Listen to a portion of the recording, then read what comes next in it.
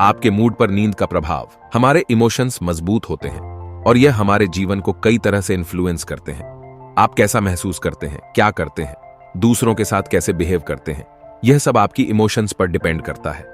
और बहुत से इमोशंस को आप खुद पैदा करते हैं, जिनमें नींद की कमी नेगेटिव इमोशंस की वजह है। नींद की कमी मूड को काफी हद तक प्रभाव करती है, जिसमें आप गुस्सा, उदास, चिड़चिड़ेपन की नेगेटिव इमोशंस को महसूस करते हैं।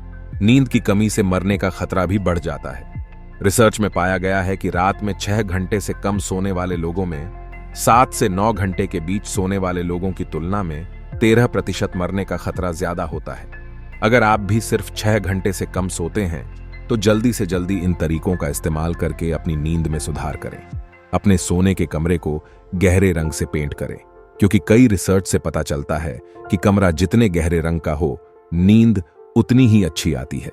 आप पर्दों का भी इस्तेमाल कर सकते हैं। लेट नाइट में इलेक्ट्रॉनिक टूल्स के इस्तेमाल से बचें, जैसे स्मार्टफोन, टैबलेट, टीवी आदि। स्लीप फाउंडेशन ऑर्गेनाइजेशन के अकॉर्डिंग हमारे छोटे इलेक्ट्रॉनिक टूल्स भी दिमाग के बैलेंस को बिगाड़ने और ज्यादा देर तक जागने को बढ़ावा देते हैं। बिस्तर पर जाने से 2 घंटे पहले से बहुत ज्यादा पानी न पिएं। स्टेप 5, अपनी इमोशंस को प्रभावित करने के लिए अपने शरीर का उपयोग करें। जैसा कि एमी कड्डी कहती है, हमारा शरीर हमारे दिमाग को बदल देता है, हमारा दिमाग हमारे बिहेवियर को और हमारा बिहेवियर हमारे रिजल्ट्स को बदल देता है। इसी तरह अपनी बॉडी लैंग्वेज और अपने शरीर के पोस्चर को बदलकर आप अपने महसूस करने के तरीके को बदल सकते हैं। जब आप कॉन्फिडेंट या खुश होते हैं तो आप अपने शरीर को ज्यादा रिस्पेक्ट देते हैं, जिससे खुशी और कॉन्फिडेंस दोनों बढ़ते हैं। अपने एक एक्सपेरिमेंट में एमी कड्डी ने बताया कि जिन पार्टिसिपेंट्स ने सिर्फ 2 मिनट के लिए एक हाई पावर पोस्चर को अपनाया, उनमें कॉन्फिडेंट और पावरफुल लोगों के लक्षण नजर आए। उन्होंने हार्मोनल चेंजेस पर ध्यान दिया। 2 मिनट तक हाई पावर पोज अपनाने के बाद टेस्टोस्टेरोन की 25% बढ़ोतरी हुई, कोर्टिसोल में 10% की कमी हुई, और 2 मिनट तक लो पावर पोज अपनाने के बाद टेस्टोस्टेरोन 10% की कमी, कोर्टिसोल में 15% की बढ़ोतरी हुई। इससे यह साफ पता चलता है कि आप सिर्फ अपने पोस्चर या अपने चेहरे के एक्सप्रेशंस को बदलकर अपने महसूस करने के तरीके को बदल सकते हैं। खुद से नेगेटिव बोलने के बजाय खुद से कहें, मैं खुश हूं, मैं अपने सपने पूरा कर सकता हूं।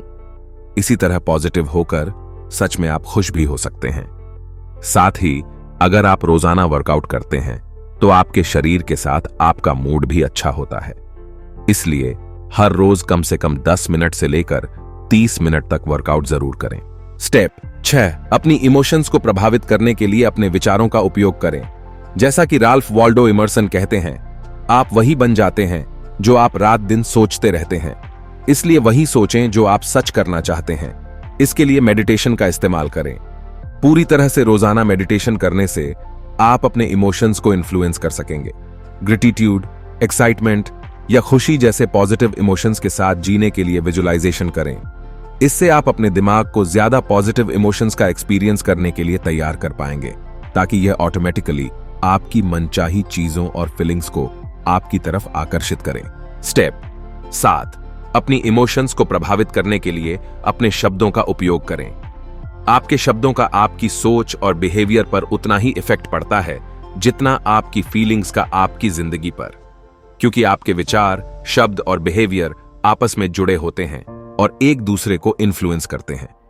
जब आप अनसर्टेनिटी के साथ कोई काम करते हैं तो आपके अंदर सेल्फ कॉन्फिडेंस की कमी होती है, और इसके ऑपोजिट जब आप पक्के इरादे से कुछ करते हैं तो कॉन्फिडेंस और ध्यान बढ़ जाता है, जिससे रिजल्ट्स में फर्क दिखाई देता है। इसलिए अपने सेल्फ कॉन्फिडेंस को बढ़ाने के लिए खुद पर भरोसा करें और पक्के इरादे से फैसले लें। अपने कॉन्फिडेंस को बढ़ाने के लिए खुद पर डाउट करने वाले शब्दों को उन शब्दों के साथ बदल दें जिन्हें बोलने से आप कॉन्फिडेंट महसूस करते हैं। इसके लिए इन शब्दों को ज्यादा से ज्यादा अवॉइड करने की कोशिश करें। हो सकता है, शायद, हो सकता है, अगर सब कुछ ठीक हो जाता है।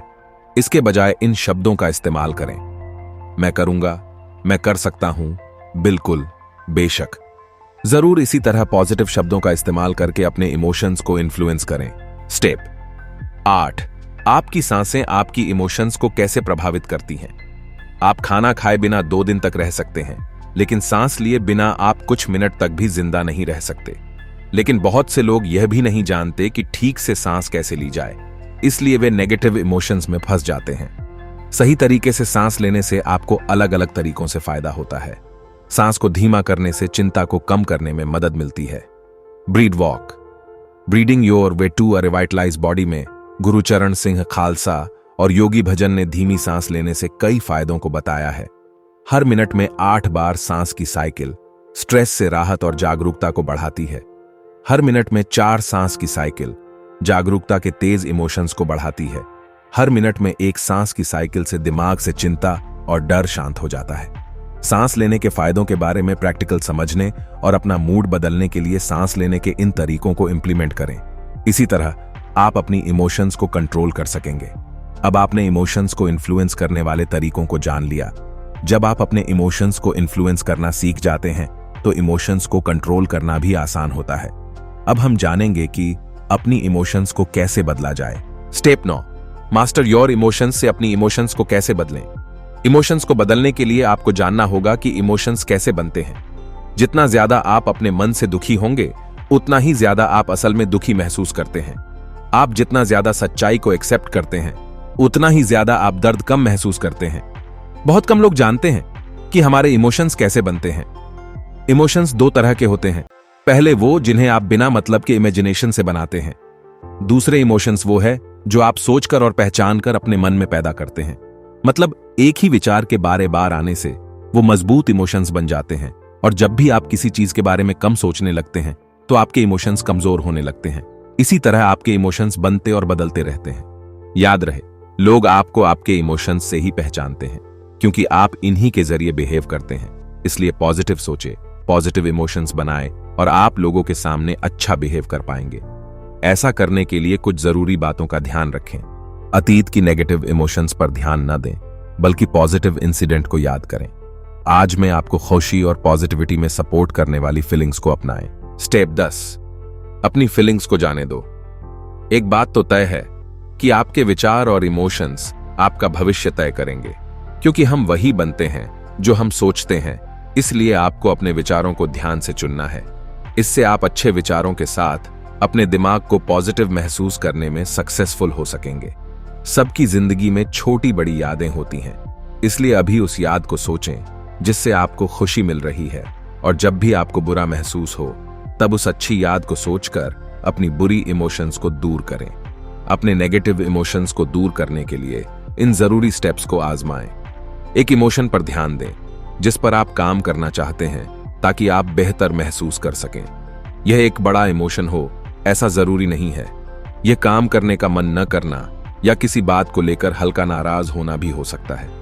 अपने आप से इनमें से कोई एक सवाल पूछें। क्या मैं इस इमोशन को जाने दे सकता हूं? क्या मैं इस इमोशन को रोक सकता हूं? क्या मैं इस इमोशन का अपना सकता हूं? फिर अपने आप से पूछें, क्या मैं इस इमोशन को जाने दूं?